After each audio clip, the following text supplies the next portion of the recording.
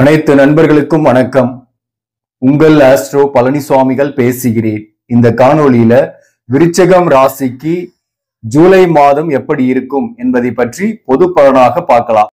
இந்த விருச்சிகம் ராசிக்கு ஜூலை மாதத்தை பொறுத்தவரையிலும் பாத்தீங்கன்னாக்க சூரியன் 10ஆம் அதிபதி ஏறத்தாழ ஜூலை 16ஆம் தேதி வரலும் 8ஆம் பாவகத்தில் இருக்கு. சோ சூரியன் 8ஆம் பாவகத்தில் இருக்கும்போது இந்த வேலை பார்க்கக்கூடிய இடத்துல குறிப்பா உங்களுக்கு எதிராக சில பேர் சதி செய்யலாம். அந்த சதியால் உங்களுடைய விதி மாறலாம். அதாவது இந்த சதியால திடீர்னு அவசரப்பட்டு நீங்க வேலையை விட்டுறீங்க, அல்லது ஒரு இடமாற்ற சிந்தனையோடு இருக்கீங்க, வேற வேலைக்கு போகலாம், வேற இடத்துல வேற கம்பெனிக்கு போகலான்ற எண்ணங்கள்லாம் வரும். பிசினஸ் பண்ணக்கூடியவர்களுக்கு பாத்தீங்கன்னாக்க குறிப்பா உங்களுடைய காம்படிட்டரால உங்களுக்கு ஒரு தொல்லைகள், மன கஷ்டங்கள் ஏற்படக்கூடிய வாய்ப்பு, அல்லது அவர்களுடைய எதிர்ப்பால அல்லது சதியால உங்களுக்கு வியாபாரம் குறையிறது போன்ற விஷயங்களும் ஏற்படும் இந்த காலகட்டத்தில். குறிப்பா விருச்சிக ராசி நண்பர்களுக்கு பல்வேறு துன்பங்களை கடந்து வந்திருக்கீங்க. ஒரு பக்கம் அர்த்தாஷ்டம சனி நடந்துட்டு இருக்கு. இந்த 4ஆம் பாவகத்தில் இருக்கக்கூடிய சனி இந்த ஜூலை மாதம் வக்ரம் ஆயிட்டாரு. இந்த வக்ர பலன்கள் தனியா போட்டிருக்கிறார். உங்க ஜாதகத்திலையும் சனி வக்ரம் பெற்று இருப்பவர்களுக்கு இடமாறுதல்கள் ஏற்படும். அதே போல ஊதிய உயர்வோடையோ அல்லது பதவி உயர்வோடையோ கூட சில பேருக்கு இடமாற்றங்கள் ஏற்படும் நாம சொல்லியிருக்கிறோம். சப்போஸ் உங்க ஜாதகத்துல சனி வக்ரம் ஆகல அப்படின்னாக்க இப்ப வரக்கூடிய இடமாற்றம் என்பது உங்களுக்கு கொஞ்சம் பெருசா பாசிட்டிவா இருக்காது, நெகட்டிவா இருக்கும். அதனால குறைந்தபட்சம் இந்த காலகட்டத்துல புதிய இடமாற்றத்தை தவிர்க்கிறது நல்லது அப்படின்றத நம்ம சொல்லியிருக்கிறோம்.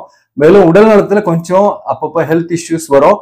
ஆனா கடந்த காலத்தை கம்பேர் பண்ணும்போது ஏற்றால மார்ச் மாதத்துக்கு முன்னாடிலாம் ஒரு கடுமையான பாதிப்பு அடைஞ்சிருப்பீங்க. பெரும்பாலானோருக்கு ஒரு மருத்துவ செலவு செய்யற அளவுக்கு ஏற்பட்டது. ஆனா இந்த வக்கரமானதுனால உங்களுக்கு உடல்நல பாதிப்பு என்பது கொஞ்சம் பெருசா பாதிப்பு ஏற்படுத்தாது. அதே சமயத்துல குரு பகவானை பொறுத்தவரையிலும் உங்க ராசிக்கு 7ஆம் பாவகத்தில் இருக்கு.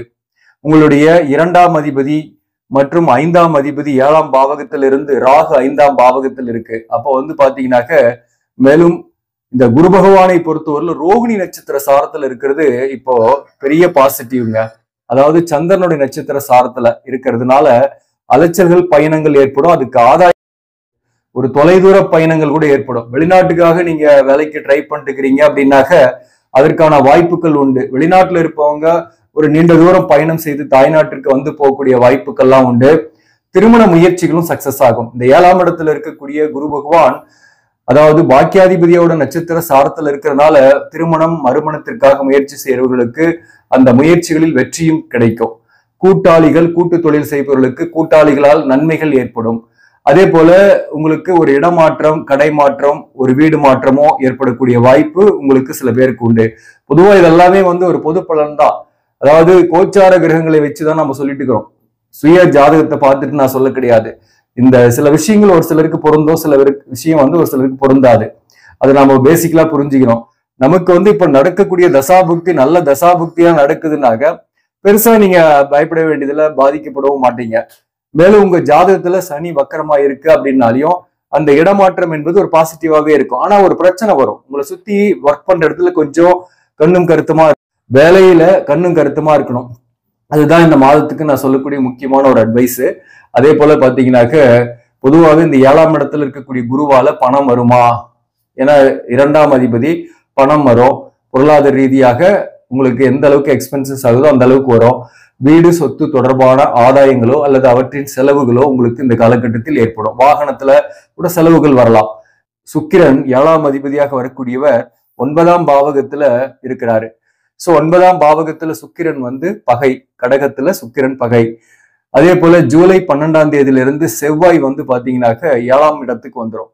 மாதத்தோட முதல் பகுதி இந்த ஜூலை 1ஆம் தேதியிலிருந்து ஜூலை 12 வரலும் செவ்வாய் உங்களுக்கு 6ஆம் இடத்துல இருக்கு. உங்களுடைய ராசியாதிபதி 6ஆம் இடத்துல இருக்கும்போது ஒரு சில நெருக்கடிகள் இருக்கும், ஒரு கவலை இருக்கும். எல்லாம் இருந்தும் ஏதோ ஒன்று இல்லாத மாதிரியான ஒரு கவலையும் இருந்துகிட்டே இருக்கும். அதே போல உங்க வார்த்தைகள், உங்களுடைய செயல்பாடுகளை மற்றவர்கள் விமர்சிப்பாங்க. அதற்கெல்லாம் நீங்க பதில் சொல்லிட்டு காலத்தை கடக்காதீங்க. உங்களை விமர்சிப்பவர்களுக்கு நீங்கள் மிகப்பெரிய அளவுக்கு வளர்ந்து காட்டுறதுதான் சரியான பதில். அவர்களுக்கு பதிலுக்கு பதில் நாம வாக்குவாதம் செய்யறதுனால மேலும் கெட்ட பேரும், மேலும் சில துன்பங்களும், மன உளைச்சல்கள் தான் ஏற்படும். இந்த செவ்வாய் ஆட்சி பெற்று 6ஆம் இடத்துல இருக்கிறதுனால சில பேருக்கு இந்த தேவையற்ற வார்த்தைகளால வம்பு வழக்குகள் அல்லது வழக்குகள் இருக்கீங்கன்னா கூட அதுல சக்சஸ் ஆகும். ஆனா பிரச்சனைன்னு ஒண்ணு வந்துதான் அதுல நீங்க வெற்றி அடைவீங்க. அதே போல கடனுடைய அழுத்தம் கொஞ்சம் மாதத்தோட தொடக்கத்துல கொஞ்சம் இருக்கும். மாதத்தோட பிற்பகுதியில் இந்த செவ்வாய் ஜூலை 12ஆம் தேதியில இருந்து பயிற்சியான பிறகு உங்களுக்கு வந்து பாத்தீங்கன்னாக்க வாழ்க்கை துணைவருடன் தான் கருத்து வேறுபாடு வரும்.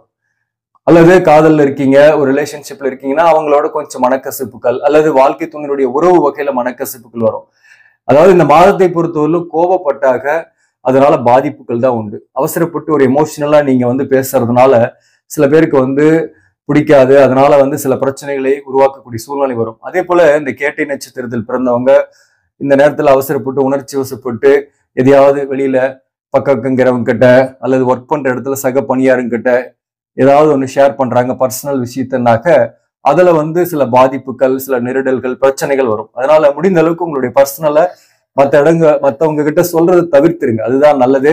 மேலும் உடல் நலத்துல கொஞ்சம் எச்சரிக்கையாவே இருந்துங்க. கேட்டை நட்சத்திரத்தில் பிறந்தவங்க, அனுஷம் நட்சத்திரத்தில் பிறந்தவங்க வந்து பாத்தீங்கன்னா சில எதிர்ப்புகள், பிரச்சனைகள் வரும் அவர்களுக்கு வேலை பார்க்கக்கூடிய இடத்துல. அதனாலேயே அவற்றை போராடி நீங்க ஜெயிப்பீங்க, வெற்றி அடையக்கூடிய வாய்ப்பு உண்டு.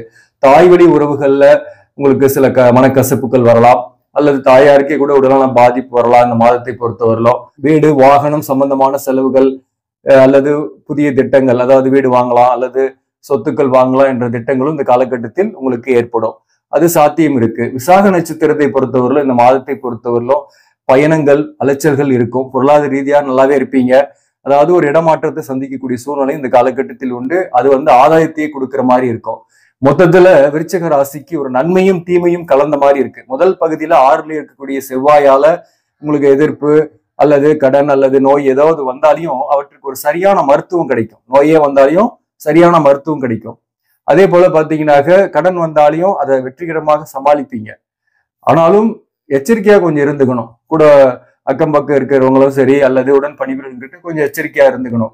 காம்படிட்டருடைய கை ஓங்கி இருக்கக்கூடிய காலகட்டம். அதனால சிலருடைய சதியால நம்மளுடைய விதி மாறக்கூடாது இல்லையா? அதனால கொஞ்சம் கவனமாக நாம பொறுமையாக நடக்கிறதுக்கு முன்னாடி எதையும் வெளிப்படையா சொல்லாம நடந்த பின்னாடி சொல்லுங்க. அதுதான் வந்து வெற்றியை கொடுக்கும். 7ஆம் இடத்துல இருக்கக்கூடிய குருவால் பாத்தீங்கன்னாக்க பெரும்பாலும் படிக்கக்கூடிய மாணவர்களும் நல்லாவே படிக்கக்கூடிய வாய்ப்புகள் வரும். படித்து முடித்தவர்கள் கூட பாத்தீங்கன்னாக்க ஒரு வேலையில இருக்கிறீங்கன்னாக்க நீங்க அப்டேட் பண்ணிக்குவீங்க. மேல ஏதாவது படிக்கலாம், அவங்களுடைய ஸ்கில்ல டெவலப் பண்ணிக்கலாம் அப்படின்ற எண்ணங்கள்லாம் இந்த காலகட்டத்தில் வரும்.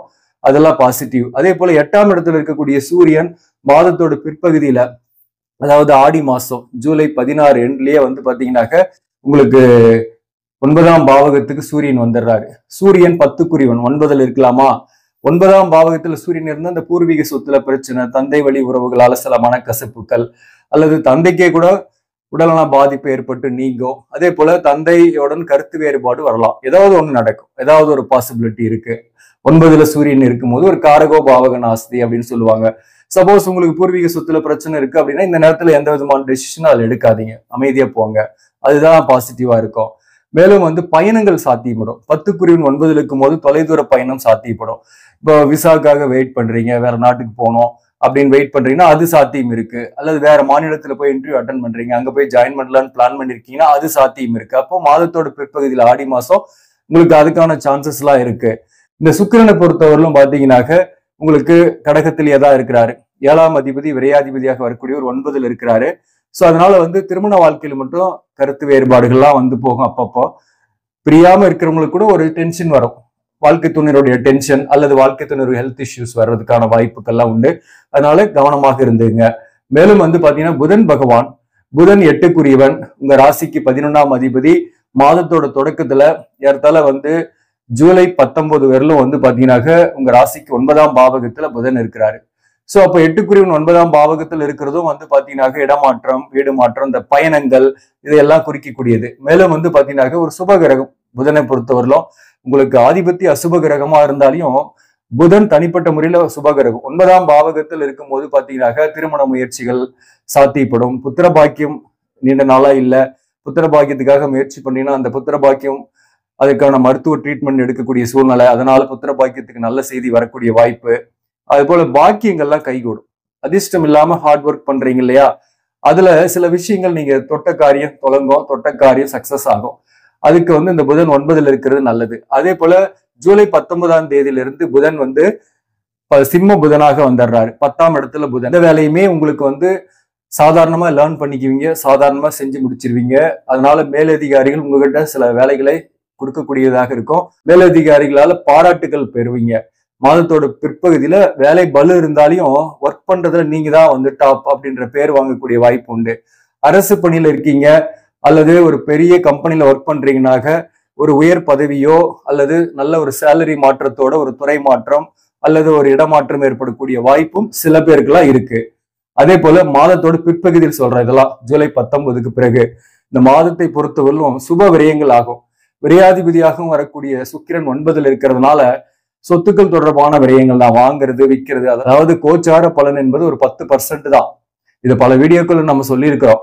90% வந்து பாத்தீங்கன்னா நம்மளுடைய சுய ஜாதகத்தின்படி நாம பெற்றிருக்கக்கூடிய கர்மாக்கள், அததான் நம்ம வந்து அதன்படிதான் 90% நம்ம சொல்லலாம் கரெக்டா இருக்கும், இப்படிதான் நடக்கும் அப்படின்னு. 10% சொல்ல முடியும். இந்த பொதுவான பலன் என்பது அன்றாட இயங்கக்கூடிய அந்த கிரகங்களின் இன்ஃபுளுன்ஸை பயன்படுத்தி நம்ம என்ன பண்ணலாம், ஒரு 10% நம்மளை பத்தி சொல்லலாம். அந்த வகையில இந்த சனி 4ஆம் இடத்துல இருக்கிறது அர்த்தாஷ்டம சனி அப்படின்றதுனால சில பேருக்கு கொஞ்சம் உடல்நலத்துல தொந்தரவு, பாதிப்பு, இடமாற்றம், அலைச்சல்கள், பயணங்கள் இப்படிதான் இருக்கும். தாயார் வகையில உடல்நலத்துல டேக் கேர் எடுத்துங்க. மற்றபடி வந்து பெரிய பாதிப்புலாம் கிடையாது. பதவி உயர்வு, ஊதிய உயர்வோட ஒரு வேலையில போகக்கூடிய சூழ்நிலை எல்லாம் வரும். அதே போல இருக்கிற இடத்துல கொஞ்சம் நாசுக்கா ஒர்க் பண்ற இடத்துல இருந்தீங்க. அதே போல இந்த 10ல புதன் வந்த பின்னாடி மாதத்தோட இறுதியில நீண்ட நாளா வேலை தேடிட்டு இருக்கிறீங்க, வேலையே கிடைக்கல இது வரலும் அப்படின்றவங்க, அவங்களுக்கு பாசிபிலிட்டி இருக்கு, வேலை கிடைக்கும். அதனால முயற்சி பண்ணுங்க. அரசு பணிக்கு படிக்கக்கூடியவர்களுக்கு அரசு பணிக்கான ஆர்டர் வரதுக்கான வாய்ப்புகள்லாம் உண்டு. ஆனா உங்க சுய ஜாதகத்துல அரசு பணி போறதுக்கான அந்த பிராப்தங்களும் கர்மாவும் இருந்தால்தான் அது கிடைக்கும். அதுக்கான கோச்சார கிரகங்கள் படி நீங்க வேலை வாய்ப்புக்கு மாதத்தோட இறுதியில முயற்சி பண்ணலாம். அதுக்கான சான்சஸ் இருக்கு. படிக்கக்கூடிய மாணவர்களுக்கும் இந்த மாதத்தை பொறுத்தவரை கல்வியில தடங்கள் இல்லாம போகும். விரும்பிய கோர்ஸ் சேரக்கூடிய வாய்ப்பு வரும். ஒரு ஊர் மாற்றம், இடமாற்றம் ஏற்பட்டு சேர்வீங்க. அதே போல இந்த மாதத்தை பொறுத்தவரை எந்தெந்த தொழில்கள்லாம் சிறப்பாக இருக்கும் அப்படின்னாக்க, குறிப்பா கம்ப்யூட்டர், எலக்ட்ரிக்கல், எலக்ட்ரானிக்ஸ், நிர்வாகம், அதே போல ஆடை ஆபரணம், கமிஷன் சார்ந்த துறை, சொத்துக்கள், நிலம், பூமி சார்ந்த துறை, மருத்துவம், இந்த துறைகளில் பணிபுரியுங்க. மீடியா துறையில் இருக்கிறவங்களுக்கு எல்லாம் நியூ ப்ராஜெக்ட் கூட சைன் ஆகும். மற்றவர்களுக்கும் புதிய வாய்ப்புகள் வரும். ஸோ மொத்தத்துல இதெல்லாம் இந்த தொழில்கள்லாம் நான் குறிப்பிட்ட தொழில்கள், வாக்கால் பழகக்கூடிய தொழில்கள் கூட பாத்தீங்கன்னாக்க இவங்களுக்கெல்லாம் வந்து நல்ல ஒரு முன்னேற்றத்தை ஏற்படுத்தக்கூடியதாக இருக்கும். மற்றபடி பாத்தீங்கன்னா இந்த மாதத்தை பொறுத்தவரையிலும் நீங்கள் வழிபட வேண்டிய தெய்வம் எதுனாக, சிவபெருமானை பிரதோஷ நாட்கள்ல வழிபாடு செய்யுங்க. ஏதாவது ஒரு நைவேத்தியம் செய்து எடுத்துட்டு போய் சிவபெருமானுக்கு வச்சு அபிஷேகம் அர்ச்சனை செய்து அதை 4 பேருக்கு கொடுத்துட்டு வாங்க. பிரதோஷ வழிபாடு பெரிய அளவுக்கு நன்மைகளை தரும். தடைப்பட்ட காரியங்கள் வெற்றியை தரும். உடல்நலத்தில் இருந்து வந்த துன்பங்கள் நீங்கும். மேலும் உங்களுக்கு எதிரிகள், எதிர்ப்பவர்கள் உங்களை விட்டு விலகி போவார்கள். அதுதான் இங்க பாசிட்டிவான விஷயம். ஆக நண்பர்களே, இந்த பதிவு உங்களுக்கு பிடிச்சிருந்தாக லைக் பண்ணுங்க. இதை மற்றவர்களுக்கும் ஷேர் பண்ணுங்க. இன்னும் நம்ம சேனலை சப்ஸ்கிரைப் பண்ணாம பாக்குறவங்க சப்ஸ்கிரைப் பண்ணி கண்டினியூ பண்ணுங்க. இதன் மூலம் உங்களுக்கு ஒரு சரியான ஜோதிட தகவல்களும் ஆன்மீக தகவல்களும் கிடைக்கும். நன்றி, வணக்கம்.